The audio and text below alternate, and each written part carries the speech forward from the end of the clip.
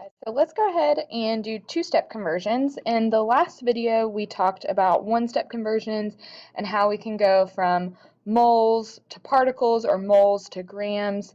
Okay, and we talked about, those were some examples. We talked about in this mole map was our key thing, was how the mole map directly shows us how to get from one area to the next. And so we talk about how the formula mass is talking about our molar mass, and how if I have the number of grams and I want to change it to atoms or molecules or something like that, they're not directly related. I don't have an arrow that points and connects those two. However, they're both connected to the mole.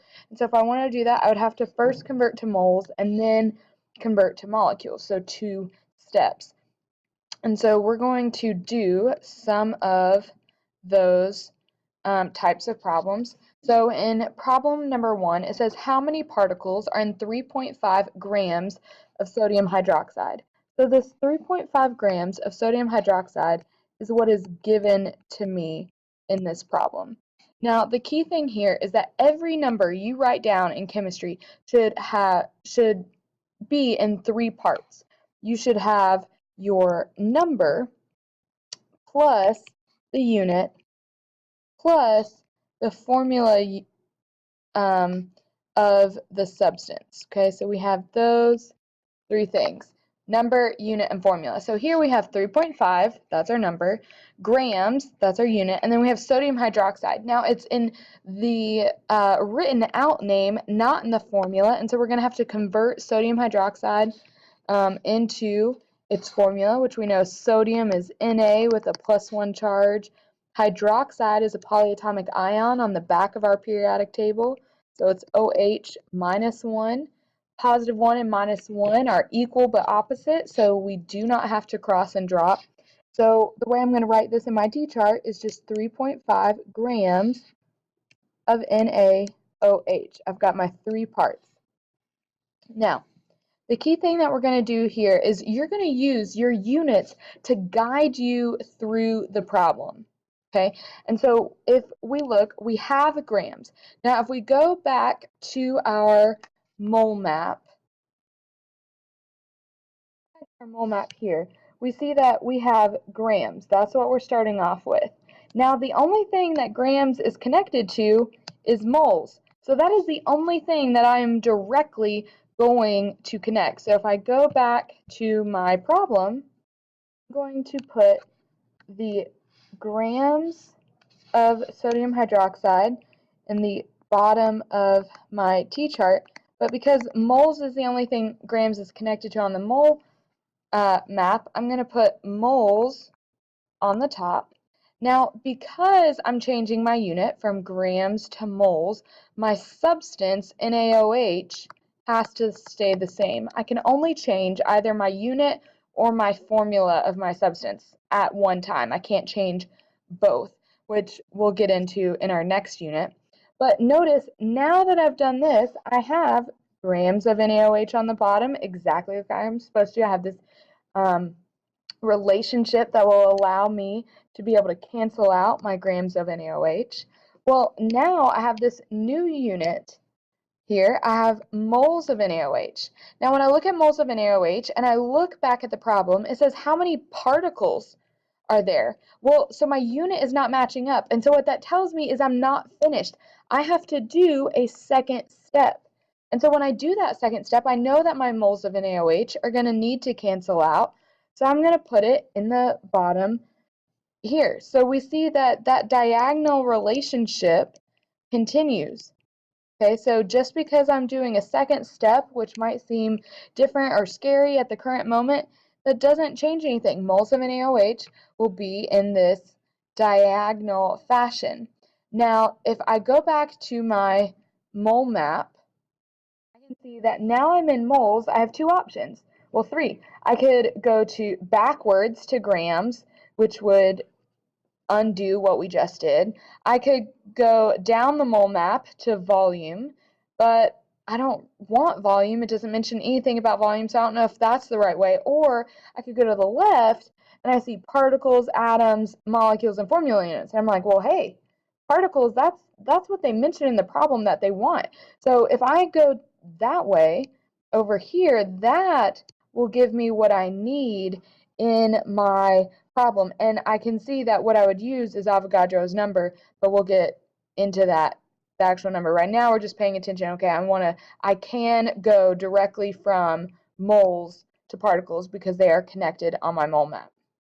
Now that I saw moles and particles are directly related, I can put particles on the top of my dimensional analysis chart, and then because moles changed into particles, I leave NaOH the same. Now, if I look at this new unit that's here, particles of NaOH, I say, hey, look, particles matches what is in my question. So that's how I know, okay, I'm done. I have set up my dimensional analysis correctly because my units cancel out to where the last one in this top right corner matches what I'm looking for in the problem. And so now all I have to do is fill in my numbers. Well, I know that anytime I write down the word particles and I'm trying to convert from particles to moles, I need to use the Avogadro's number, 6.02 times 10 to the 23. And that number is always equal to 1 mole. And I also know, and this was in my mole map, that in order to go from grams to moles, I need my molar mass. Well, they didn't tell me my molar mass, so that means I have to calculate it on my own. So if I'm looking at the molar mass of NaOH, I have sodium, oxygen, and hydrogen in this compound, and I have one of each. And I'm going to multiply them by their mass on the periodic table. Sodium is 22.99, oxygen is 16.00, hydrogen is 1.01, and multiplying them by 1 does not change anything, so it's just 22.99, 16.00, 1.01, and when I add them all together, I get 40.00 grams per mole. Now, remember how in class I always say how chemists are really lazy, right? Well, if you look at it, we know that grams per mole, if I were to just keep going with this little line, we'll see, oh, it looks like 40 grams over mole. And the number that chemists are always lazy about writing is ones. And we can see, hey, maybe I can put that into my dimensional analysis chart.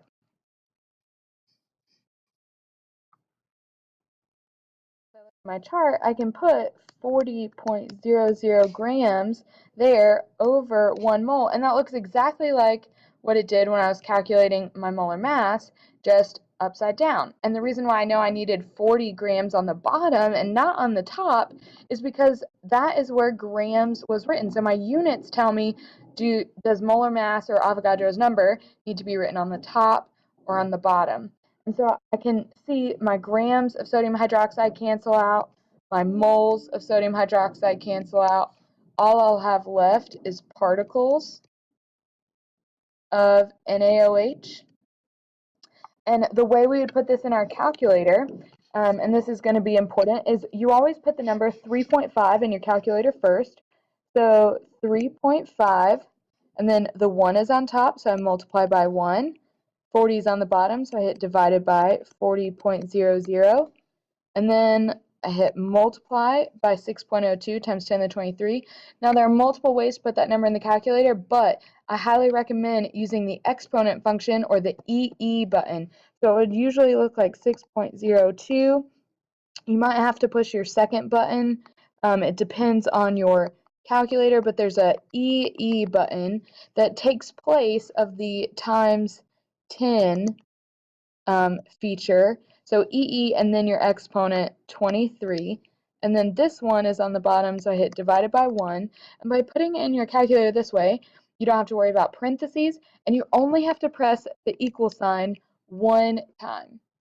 And when you do that, you should get a number like 5.2675 times 10 to the 22.